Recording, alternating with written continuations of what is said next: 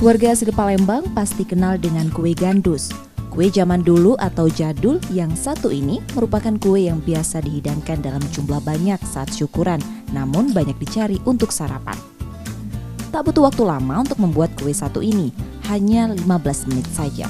Bahan yang dibutuhkan untuk membuat kue ini tepung beras, sagu, santan, garam, dan merica. Caranya, campurkan tepung beras dan sagu ke dalam santan, lalu aduk hingga merata dan diberi garam serta merica. Agar tidak lengket, cetakan kue dioles minyak. Setelah itu adonan dimasukkan ke dalam cetakan satu persatu, lalu dikukus 15 menit.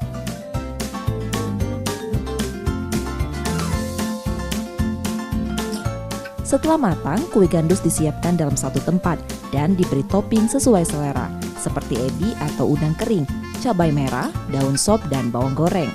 Ini semua kalangan masyarakat menyukai kue yang satu ini Mbak ya, karena kan ini kue khas tradisional dari Palembang juga. Rasanya memang gurih, ada sedikit pedas juga dari cabenya, jadi semua orang suka untuk rasanya. Kue gandus rasanya asin dan pedas.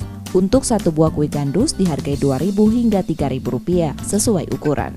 Reski Oktora, Muklas Diferensial, Kompas TV, Palembang.